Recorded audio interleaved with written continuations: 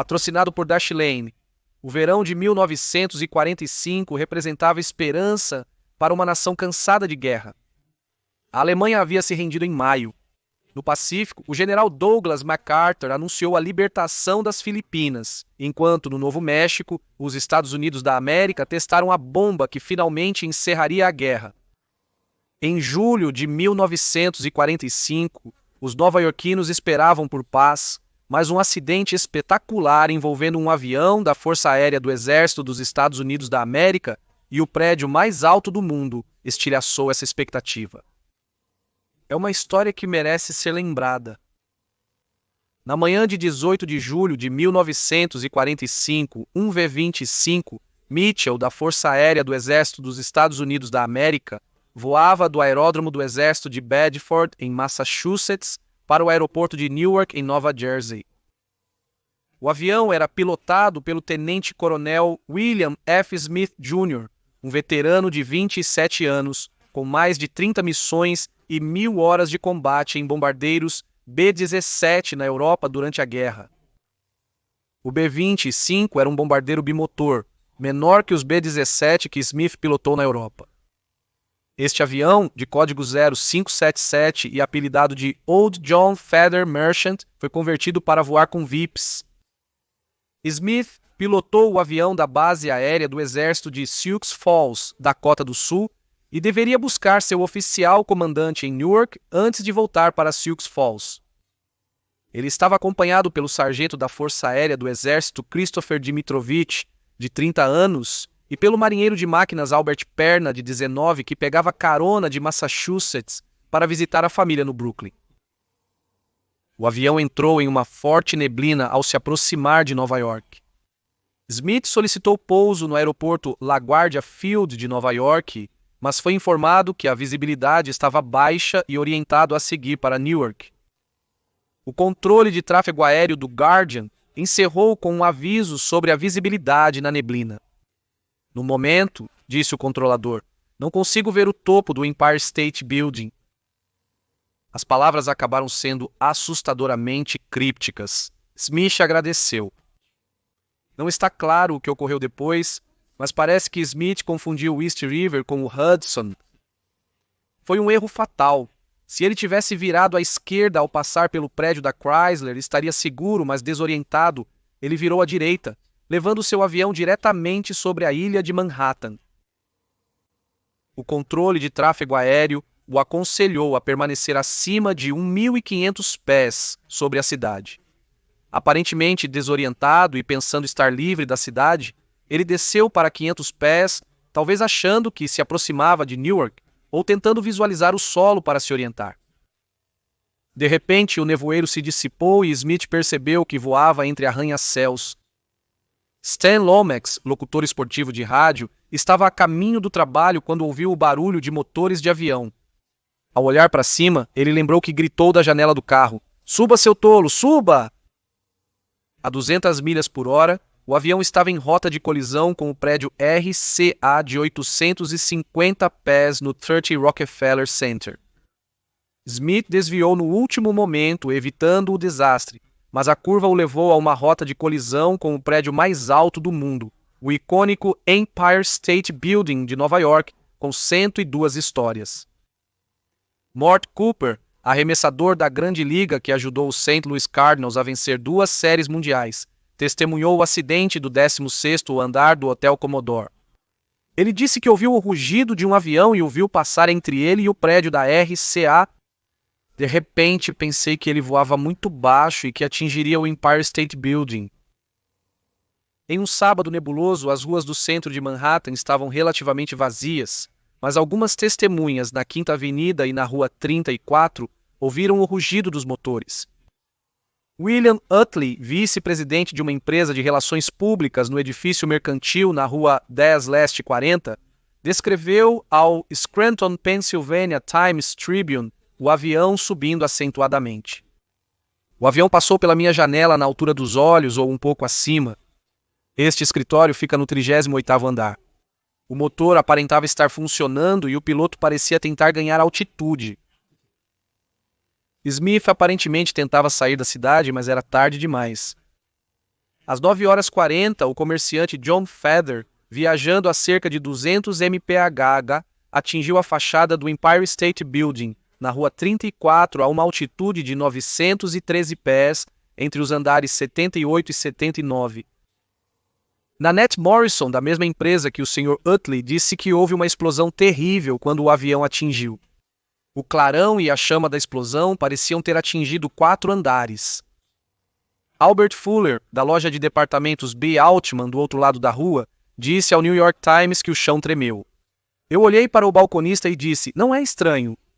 E pensei que não poderia ser um terremoto. Harry Weisskopf, no 63º andar do Empire State Building, disse, houve 2 explosões terríveis. O prédio inteiro tremeu e, olhando pelas janelas voltadas para baixo, podíamos ver destroços em chamas caindo. Charles Harmer, no 36º andar, disse que o Empire State Building inteiro pareceu ter pulado uns 15 centímetros. Daniel Norton, no 18º andar, foi arremessado da cadeira em meio aos estilhaços de 4 janelas que se quebraram em seu escritório. Louis Petley, um guia turístico de 54 anos, com um grupo de 35 turistas na torre de observação do 86º andar, disse: Nunca ouvi nada parecido na vida. Pulei cerca de 1 metro no ar. Gloria Poole, no 56º andar, disse: Eu estava no arquivo e de repente o prédio parecia que ia tombar. Ele me jogou pelo quarto e eu bati contra a parede. As pessoas gritavam e se entreolhavam sem saber o que fazer. A contadora Althea Ledbridge, de 24 anos, estava no 72º andar. Ela disse que tudo tremia. Eles correram para a janela e olharam para baixo. Vimos chamas abaixo de nós. Olhamos para cima e vimos chamas acima de nós. Lethbridge desceu 70 lances de escadas no escuro. Uma análise da força do impacto com base em onde o avião parou estimou que ele atingiu uma força de cerca de 4.400 kN, ou cerca de 990.000 libras de força em 1/4 de segundo. O avião abriu um buraco de 18 por 20 pés na fachada de calcário e granito do edifício. O Knoxville Journal, do Tennessee, relatou que a explosão foi tão forte que rasgou a névoa que cobria os andares superiores do arranha-céu, e por 2 minutos o topo do Chromium Girt Empire State se destacou nítido e claro na garoa, com chamas laranja avermelhadas ao redor. Muitos nova-iorquinos temiam que, com o avanço da guerra, houvesse um ataque inimigo à cidade. A senhorita Weisskopf disse que a equipe do escritório temia que pudesse ter sido uma bomba zumbido que visava o foguete alemão V-1 que aterrorizou a Inglaterra durante o Blitz. Outros pensaram que poderia ter sido um balão-bomba japonês, como o que matou uma professora de escola dominical e 5 crianças em Oregon no maio anterior. O avião atingiu com tanta força que as asas foram arrancadas. Um motor atravessou o prédio, pousando no telhado do edifício na Rua 33 e iniciando um incêndio que destruiu um estúdio de arte no sótão. O segundo motor e partes do trem de pouso desceram por um poço de elevador, foram encontrados no porão. O corpo de Albert Perna, o jovem socorrista da Marinha, também foi jogado pelo poço e só foi encontrado 2 dias depois do acidente. Ele estava indo para Brooklyn consolar sua família após a morte de seu irmão em combate. Os tanques de combustível do avião explodiram, lançando chamas no prédio.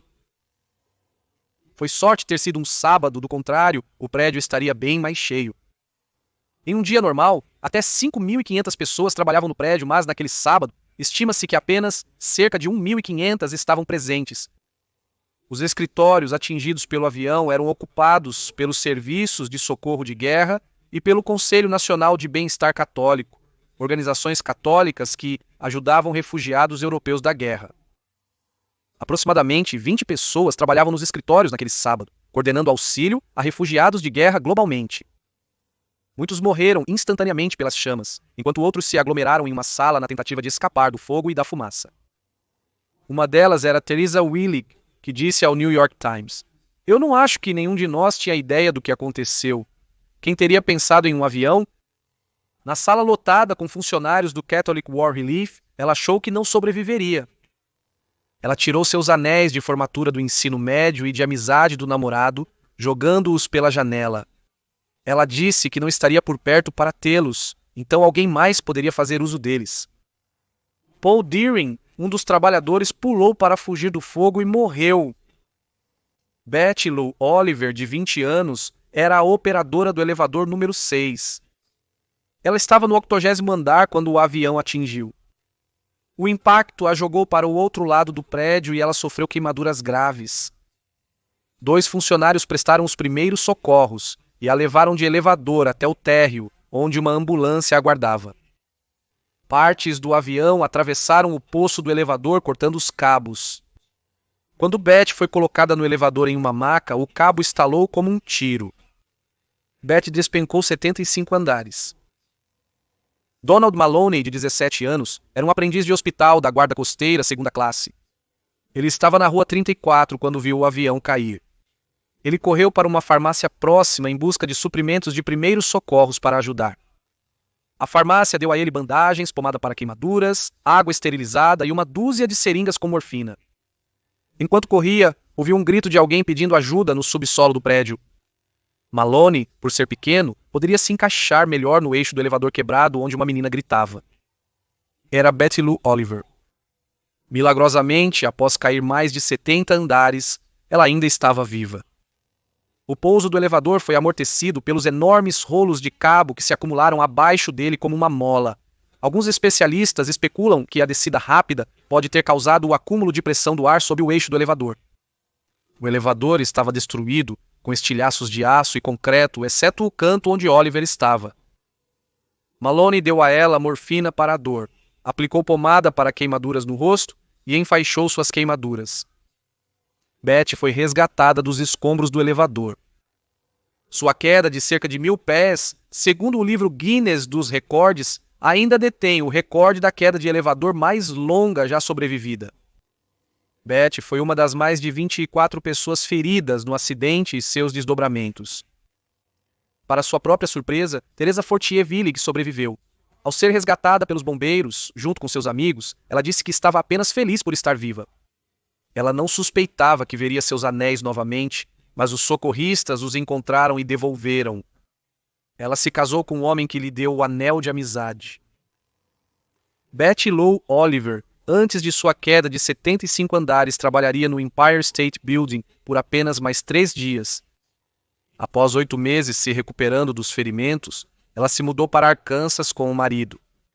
Ela teve 3 filhos, 7 netos e faleceu em 1999 aos 74 anos.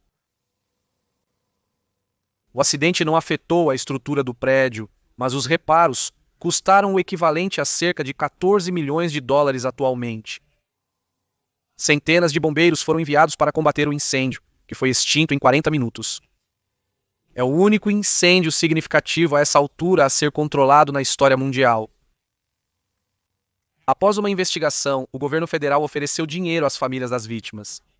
Muitos aceitaram, mas alguns recusaram e iniciaram um processo judicial que ajudou a estimular a aprovação do ato de reivindicações de delito federal de 1946, parado no Congresso por quase 20 anos. Pela primeira vez, os cidadãos dos Estados Unidos da América ganharam o direito de processar o governo federal. O ato foi feito retroativo a 1945 para permitir que as vítimas do acidente buscassem reparação. No total, 14 pessoas morreram no acidente, 3 no avião, 9 trabalhadores de assistência católica, um zelador e um operador de elevador. Se o acidente não tivesse ocorrido em um sábado com mau tempo, provavelmente haveria mais vítimas em um prédio com mais trabalhadores e os destroços caindo nas ruas poderiam ter atingido muito mais pessoas. Espero que tenha gostado deste episódio do History Guy, com trechos de história esquecida de 10 a 15 minutos. Se gostou, clique no botão de curtir. Para perguntas, comentários ou sugestões para futuros episódios, escreva na seção de comentários. Responderei pessoalmente.